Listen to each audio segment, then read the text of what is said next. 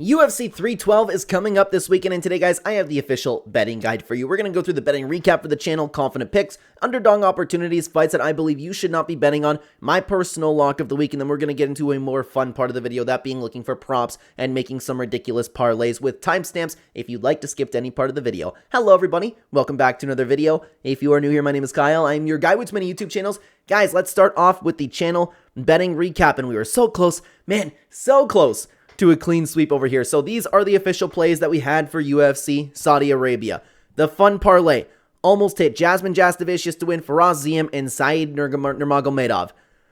That was so close, man. That was such a close win for Said Nurmagomedov, and I always like when the fun parlay hits. Of course, it is just a fun parlay, so I only put $5 on it each week. Don't expect it to hit. Of course, it's more of a riskier parlay, but let's get into the actual official plays. For the first one, we had a 2-fight parlay for 0.25 units, and to be honest with you, I am absolutely shocked that this did not hit. Shara Magomedov versus Michael Page over 1.5 rounds, and Israel Adesanya versus Nasruddin Imavov over 1.5 rounds. I was open to the idea of Israel Adesanya losing, and I was confident of Israel Adesanya up until his press conference. He didn't seem like the vibe was really there, but I was very confident that the fight would go over 1.5 rounds, and that in combination with actually good odds at Magomedov versus Page going over 1.5 rounds, I can't believe that didn't hit. Regardless, we did have another single bet at 0.25 units for Michael Page to win. I was very, very confident in this matchup, and I wish, of course, it's easy to say in hindsight, I wish I would have bet more. I knew that Michael Page would win. I thought he was just the superior fighter, the superior striker, but I was very worried about a Shara Magomedov robbery because they were fighting in UFC Saudi Arabia, and of course, he's a superstar over there, and the UFC is pushing Shara Magomedov. Even when Michael Page got the clear decision when that fight ended, I was like, I'm not ready. So I did only put 0.25 units on it, but still got fantastic odds on that. And then, of course, we had the other single bet for 0.5 units, Mohamed Naimov to win. I was also supremely confident in him to get the job done, so we did pretty good. The fun parlay almost hit. Shockingly, the 1.5 round didn't hit, but then we had Michael Page and Mohamed Naimov. No matter what, Michael Page hitting set us up pretty good. So guys, if you are interested in either supporting the channel or seeing my official plays, if you want to either, like I said, support the channel or just take a look at what I'm betting, seeing where I'm putting my money where my mouth is, you can check out the channel membership in the pinned comment description down below or right next to the subscribe button. It is very cheap compared to other channels. Every Thursday or Friday, I will be posting exactly what I'm doing with my money, explaining it in a members only video. And if you guys want to check it out or support the channel, I would appreciate it. Also, we do have Odds Jam as a partnership. You can check that out in the same links in the description, pinned comment down below using code Clenbat. Thank you so much for listening to all that, guys. Let's move on to the video, starting off with some of the confident picks that I have for you, okay? For the first confident pick, we have Hyun Sung Park to get the job done. I just think that he's better than this particular opponent, Naim Jarkal Tournament Barrel. I haven't been impressed from what I've seen, and of course, we do need to see more from Park, but I just think for this specific matchup, I like Park's chances in this to get the job done. This is actually something that I'm considering betting on, but I don't know exactly what I'm going to do yet. I just got a good feeling about this one, okay? And if you guys are new to the channel, we do have a full card breakdown video breaking down these fights as deep as we could possibly get. This video, the betting guide, is kind of more of a recap. I'm not going to really dive into the matchups as much as that video, so that video is out there if you guys would like to check that out, but let's continue on to the next confident pick. Guys, I love Cody Steele in this matchup. This one is a combination of a little bit of a gut feeling, plus for this specific matchup with Rong Zhu, I feel like Cody Steele could really, really push the pace and get the better of Rong Zhu in this matchup. I like him here, and this is another fighter that I wish the odds were better, man, because Rong Zhu is a capable fighter, but I like Cody Steele in this matchup, man. I like Cody Steele. Let's continue on to the next confident pick, that being Vyacheslav Borshev.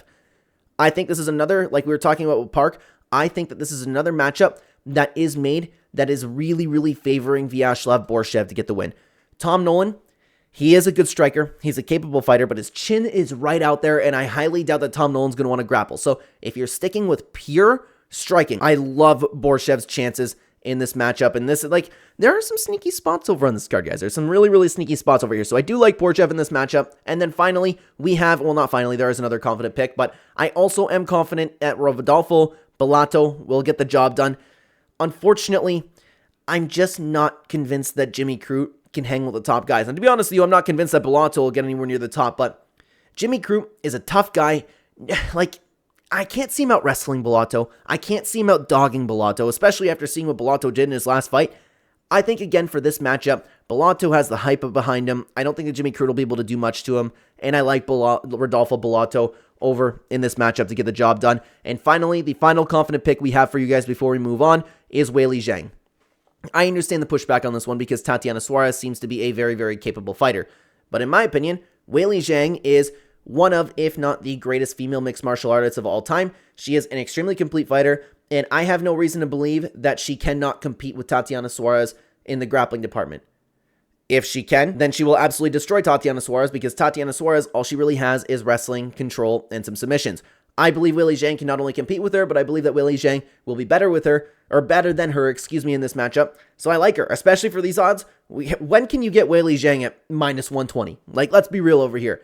I like Weili Zhang a lot in this matchup, but I do understand if you're hesitant on that one, Tatiana Suarez does seem to be the real deal. Now, for this card, guys, I only have one underdog opportunity for you. The fighters in the card that are not necessarily picks of mine, not fights that I'm going to be betting on, but if you're looking for value, if you're looking for an upset, this is where I believe you should be looking. And this underdog opportunity is Bruna Brazil. I love how much she's improving from fight to fight. Plus Kong Wang, do you want to call it a fraud check? I don't know. I said this in my full card breakdown, but like, I let everybody convince me that Kong Wang was like this super, super major killer leading into the Gabriela Fernandez fight. And then when she got the first win in the UFC, I was kind of like, okay, I get what you guys are saying. Maybe she's a real deal. But then I got convinced. And then I knew it. She's not all that. She's not all that. In saying that, Bruna Brazil could be all that. She hasn't shown that yet, but she is surrounding herself with some amazing fighters. She's showing a more complete skill set every single time that we see her. She's a very capable striker in herself, and I do really like your chances in this matchup. This is one for value specifically, one that I am highly considering playing myself. I'm not supremely confident that Bruna Brazil will get the job done, but for the value right now, that's crazy. Difficult to pass up. But let's continue on, guys. There are a few fights that I believe you should not be betting on this card, and the first one being Quinlan Salkiel versus Anshil Jubilee. Honestly, I don't really have anything to say about this matchup. I just don't know how it's going to go. I don't know who's going to be able to impose their game plan. I don't know who's going to be able to take what. It's just a fight that I'm not going to touch, okay? It's just a tough fight against two tough guys. Let's continue on to Alexandre Taporia taking on Colby Thickness. Both of these guys, and I understand, like, guys, yes, if you were to, and I actually had to go back and watch these fighters, okay? Alexandre Taporia seems to be the superior fighter. He seems to have more of a solid foundation. He seems to be really fighting like Ilia Taporia, okay? And I get why people would be behind him. However, neither of these guys has taken on anybody of significance. I'm not ready to say that Alexandre Taporia is the real deal.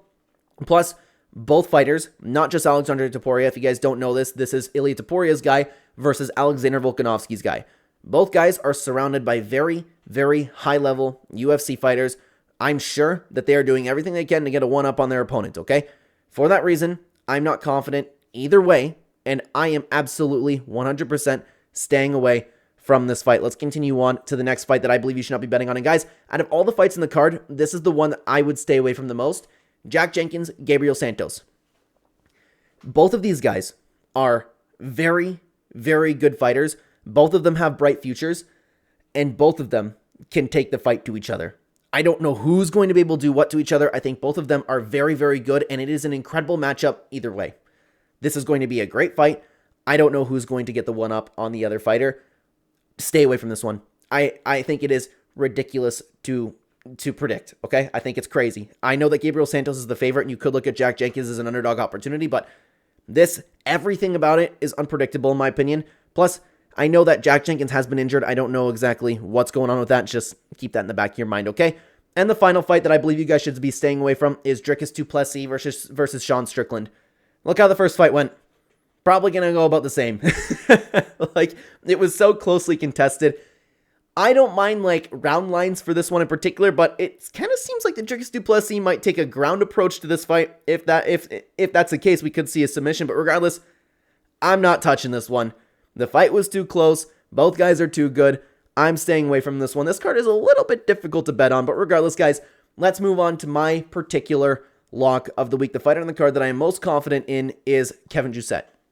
We've talked about a lot about matchups on this card, and I think that this specific matchup against Jonathan McAuliffe is made for, not like, I'm not saying that the UFC made this for Kevin Jousset, but I like his chances for this particular matchup. I think that'll be able to slow the pace down, and I think that'll be able to keep him in distance at the striking range. Plus, I believe that Kevin Jousset has proven himself against better talent. I am very confident Kevin Jousset to get the job done. I really, really like him in this matchup, and out of all the fights in the card, this one is my most confident. Now, guys, let's move on to the little bit more of the fun part of the video. This is where it's just like yapping and seeing what we can do, okay? We're going to take a look at Odds Jam over here and seeing what we can do with some props that are available right now. And you can see that we have some over-unders, and so far, nothing's really sticking. Actually, Anshul Jubilee versus Quill and Salkid, I don't mind that for over 2.5 at all. I really don't. At plus odds, I don't mind that. Over 2.5 minus, of course, it's minus for a WMMA fight. Over 1.5 for Vyacheslav Borshev, Tom Nolan is very possible as well. Those odds, I don't mind at all. Francisco Prado, Jake Matthews, I don't know about that one. Anything else that we can take a look at over here? Tatiana Suarez versus Zhang Weili, over 2.5, minus 238. Not really loving that. Do we have any plus money over here? No. There's nothing else that really sticks out. Like, I like Kevin Jousset versus Jonathan McAuliffe, over 2.5. That one I don't mind as well. But other than that, nothing's really going crazy. But let's move on to the fun part of the video. Like I said, guys, let's see what kind of fun parlays we can make over here. Let me move you over to the other side. There we go. Sorry if that kind of looks strange. But regardless, okay? Let's just pick some fights. Okay? We're going to go with Hunsung Park. We're going to go with... I'm going to skip that one, actually. That's a toughie, too. Francisco Prado. We're going to go with Rodolfo Bellato, Kevin Jousset, Taliesin Teixeira. That one's so tough as well. Vyacheslav Borshev, Bruno Brazil. Skip in Weili Zhang, and then we're going to go Dricus Du Plessis. If we want to put like $50 on that one, you get 12 grand. No chance that ever hits, but still, it's always fun to talk about every week. And if you guys follow the channel, you would know that I always talk about this. My sister and I put 10 cents on every single underdog every week. One time in Bellator, we were almost millionaires. It was crazy, and it was a great time. Let's see. Oh, excuse me, 0.10. We get 21K. Nothing really, but still, it's going to be fun. It's always fun to cheer for all the underdogs, but let's see what else we can do here, okay? Let's take some confident picks. Like, we're going to take Park. We're going to take, I don't know about, like, yeah, Rodolfo Bellato. Yeah, like, I know, like, I just made a video talking about Bellato being a confident pick, but I meant, like, do I like him enough to add into, like, some sort of parlay, okay? Other than that, we're going to pick Weili Zhang. I like those together. Man, 5 there for 970, I don't mind that. I don't mind that as well. But again, if you're making a 5-leg parlay, something is absolutely bound to go wrong. Like, 100%, okay? Other than that, like, Borshev is, I would play it at this value right here. Bruno Brazil is so tempting too. Weili Zhang, I would play at that value. Even Dricus Du Plessis, if I ever wanted to bet on him, which I was tempted to be honest with you. I got a good feeling about him. I would play it. Kevin Jousset, you're getting there, but still, I'm a very conservative bettor, guys. I like making sure, but if you want to put, like, Park and Jousset together, that actually might be worth it. That's a parlay that I actually don't mind at all. Those two together. Other than that, like, man, Jack Jenkins is tempting at 275 as well. There's a lot of, like, secret spots, but there's also a lot that could really go wrong in this, you know? If you want to do some underdogs together, you want, like, Bruno Brazil and, what was another underdog that we liked? I know there was another underdog that we liked. Jack Jenkins, although, but that's a toughie, too. I don't think you should be betting on that fight at all, dude. At all. Yeah, there's nothing really, like, because Bruno Brazil has great odds right there. Like, I don't know, Bruno Brazil, Dricus Du Plessis, two, like, really risky ones going together, but even then, like, the odds are good enough where you'd play that by yourselves. Oh, Francisco Prado, that was it. Francisco Prado and Bruno Brazil. That's crazy, and I like their chances in both fights, to be honest with you. Perhaps Francisco Prado should have been an underdog opportunity, but regardless, guys, it's going to be a fun card to watch. I know that people are dogging on this card, but honestly, the fight should be really good, guys. Let me know if there are any spots that you like. Thank you very much for watching. Check out the full card breakdown right here. I would love to have you over there. Take care, everybody.